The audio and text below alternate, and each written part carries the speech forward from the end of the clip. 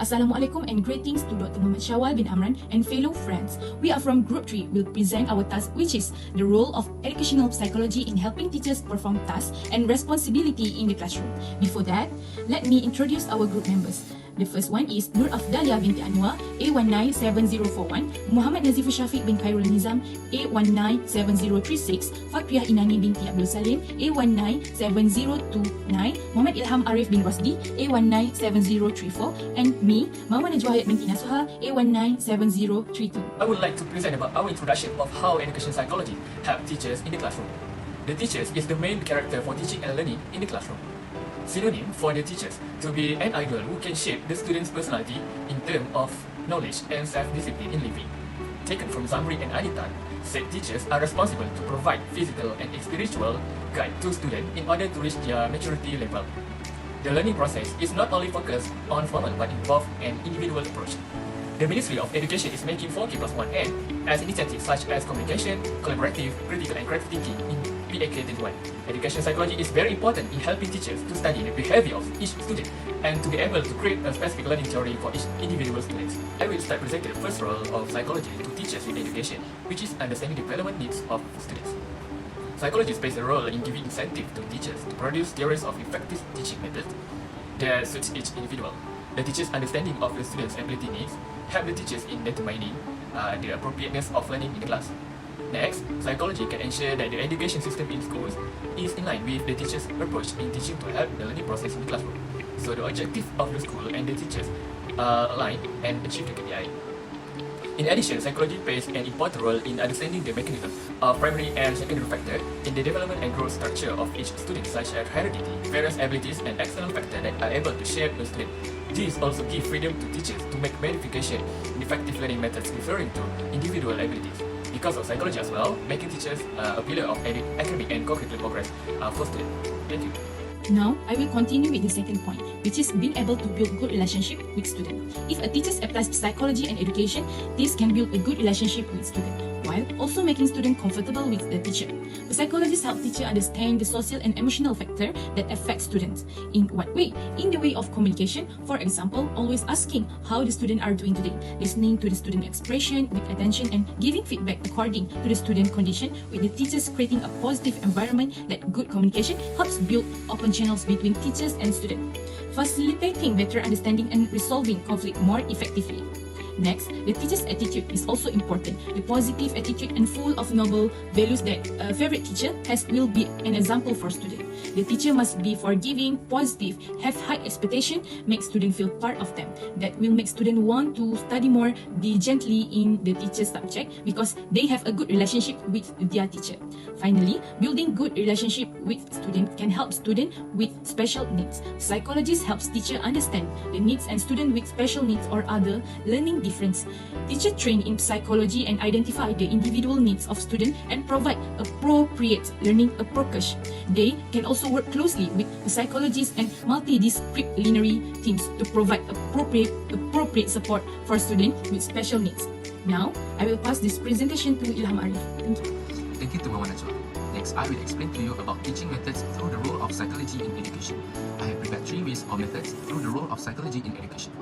Based on the journal that I have found, they said that 3-dimensional puzzles involve children's psychology and are effective in improving the knowledge, attitudes, and skills of school-age children.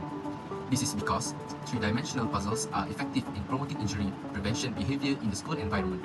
Mainly, they increase knowledge related to injuries and instill positive attitudes towards building healthy life principles. In addition, teachers need to understand the cognitive development itself. Teachers need to understand the level of cognitive development of children in accordance with relevant theories, such as Piaget's theory of cognitive development. With this understanding, the teacher can plan the learning itself and can improve the cognitive development of the students. This method is also one of the methods that involves psychology in teachers' teaching, and this method is very appropriate in any teaching and learning situation. Lastly, knowing the students' learning styles is also one of the methods that involves psychology in education. Every student has a different learning style. Some students prefer to learn through visuals, while others prefer to learn by hearing or through hands-on experience. Teachers can use various learning strategies to attract more interest to the students. Today, I'm going to talk about why teachers need to apply psychology in education. For my first point is understand and study the level of growth and development of the student in the class. Educational psychology plays a role in helping teachers understand the level of growth and development of student learning, and at the same time can help teachers in determining effective teaching method according to the abilities of each student to facilitate the learning and teaching process. With this, students will build more interest, easily understand learning, and apply learning to everyday life. For my second point is help teachers know the learning and teaching method that need to be carried out in the classroom. Smart, creative, innovative teachers use educational psychology in the classroom to produce an effective teaching and learning process. This will create a young generation that has high self-esteem, students who knows their own capabilities, students who have stable emotion, students who can overcome the pressure of life with positive thinking and take advantage of life by being productive. Last but not least, be able to understand the behavior of students and at the same time be able to predict their behavior. In a class, there are various student behaviors, different student thought and different emotion. For example, there are students who like to ask questions, there are students who are active and talk a lot. There are also students who are quiet and rarely talk at a certain age. So, a teacher's job is to understand and deal with all these things in the classroom. I will continue the presentation by explaining the role of educational psychology to teachers, which is, with psychology, teachers can identify the needs and abilities of students. Everyone has different needs and abilities level. It is because teachers have to deal with various behavior, thought, and emotion of students in the classroom because they have different characters. Student behavior, whether positive or negative, will have an impact on the teaching and learning process in the classroom. By understanding the needs and abilities of students, it can help teachers to understand the psychological development of students. Therefore, teachers can plan lessons that suit the student level of development and interest so as to increase effectiveness in learning. Teachers can refer to the theory of multiple intelligence by Howard Gardner, who state that humans have different intelligence based on genetic or personal experience, which is mathematical logic, spatial visual, linguistic, kinesthetic, musical, interpersonal, intrapersonal, naturalistic, and spiritual. Furthermore, teachers should allow students to explore their own way or ability to learning so that they can direct their own learning.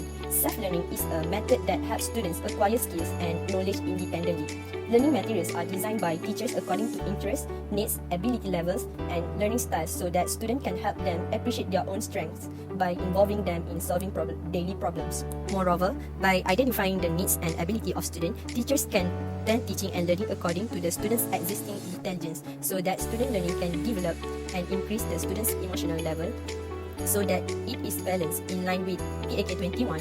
Learning which is emphasized for K plus 1N, which is collaborative, critical, creative, communication skill, and application of value that have taken into account the level of intelligence of students in class. Thank you.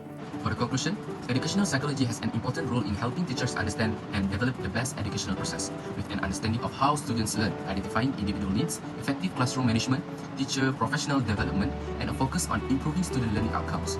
Educational psychology provides teachers with valuable insights into designing lessons that are relevant and support the overall development of students. That's all from us. Thank you very much.